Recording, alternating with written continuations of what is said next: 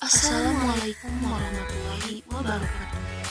Nama saya Farhanini Cijah dari kelas S3BB dengan NIM 2008 301079 akan mempresentasikan materi tentang karakteristik bahasa untuk memenuhi tugas ujian tengah semester.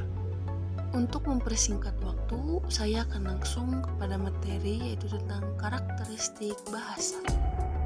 Dalam berbahasa, kita akan mengenal yaitu karakteristik atau dikenal juga karakteristik bahasa tersebut. Karakteristik bahasa diantaranya yaitu manusiawi, berbentuk bunyi, unik, universal, produktif, sistematis atau sistemis, dan arbitrer. Kemudian selanjutnya yaitu hakikat bahasa. Ada 3 orang ahli yang berpendapat teori tentang hakikat bahasa. Yang pertama yaitu Vygotsky.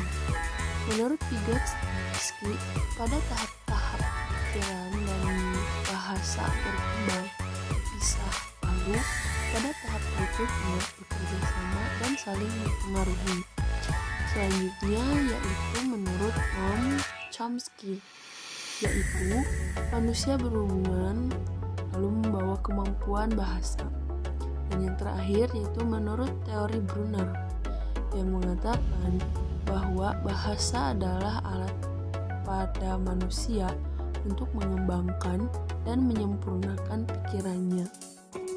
Selanjutnya yaitu teori asal-usul bahasa.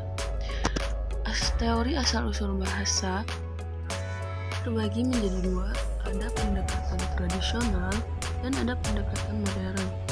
Pendekatan tradisional pertama itu dipilih The Origin, yang kedua Organis Pratt, ketiga Popova teori, yang keempat Ding Dong teori, yang kelima Yohiho teori, yang keenam Bow teori, dan yang terakhir Dispup teori.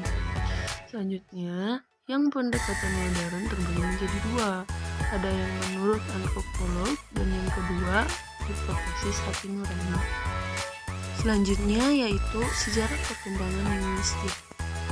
Sejarah perkembangan linguistik membagi beberapa periode, diantaranya yang pertama zaman Yunani.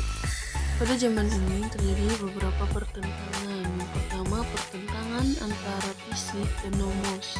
Yang pertama pendapat Socrates yang mengatakan bahwa lambang dan acuan memiliki hubungan pasti, asal-usul atau sumber yang abadi dan sesuai.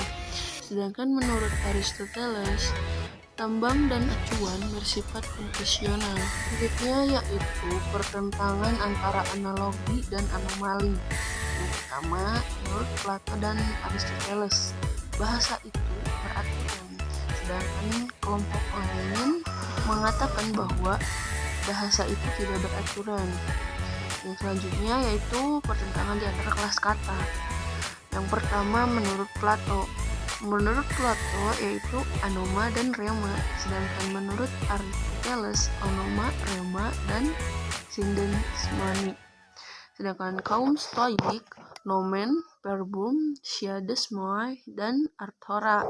Sedangkan kaum Alexandria mengatakan anoma, rema, sindesmoni, arthora, antonia, protheis, pirihma, dan yang terakhir metosche. Yaitu zaman Romawi. Menurut Paro 116-27 sebelum Masehi, dalam bukunya yang berjudul De Lingua Latina membahas tentang pertentangan analogi dan anomali. Yang kedua, etimologi sebagai akibat dari perubahan bunyi dari zaman ke zaman, maka makna kata pun ikut berubah. Yang ketiga yaitu morfologi, atau yaitu kelas kata dibagi jadi 4, kata benda, kata penghubung, kata kerja, dan kata pendukung. Kata part dan kata pendukung. Dan yang terakhir yaitu sintaksis. Selanjutnya yaitu zaman pertengahan dan zaman Renaissance. Pada abad pertengahan ini, yang pertama kaum modiste. Pada kaum modiste ini, bahasa sudah bersifat regular dan universal, dan etimologi berkembang pesat. Selanjutnya tata bahasa yang spekulatif, yaitu hasil integrasi deskripsi gramatikal bahasa Latin ke dalam filsafat skolastik. Selanjutnya menurut Petrus Sipanus memasukkan psikolog dalam analisis bahasa, membedakan antara pengertian secara signifikasi atau imbuhan dan nomen menjadi substantium dan objektium.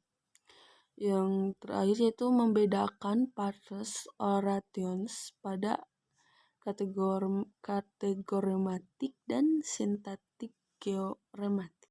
Dan yang terakhir yaitu zaman Renaissance. Pada masa ini, penguasaan bahasa Ibrani sebagai bahasa kitab perjanjian lama dan baru. Reclaim membagi kelas kata menjadi Roman, verbum, dan partikel. Selanjutnya bahasa Arab diduga merupakan satu rumpun dengan bahasa Ibrani, dan juga berkembang beberapa tulisan tentang bahasa-bahasa di luar Eropa. Selanjutnya yaitu periode perkembangan dari abad 17 sampai 18 Masehi. Pada periode awal, bahasa adalah alat, sementara pada periode pertengahan, bahasa harus diselidiki sebagai bahasa atau objek, dan linguistik merupakan ilmu yang otonom. Pendekatannya tidak berorientasi pada logika dan filsafat.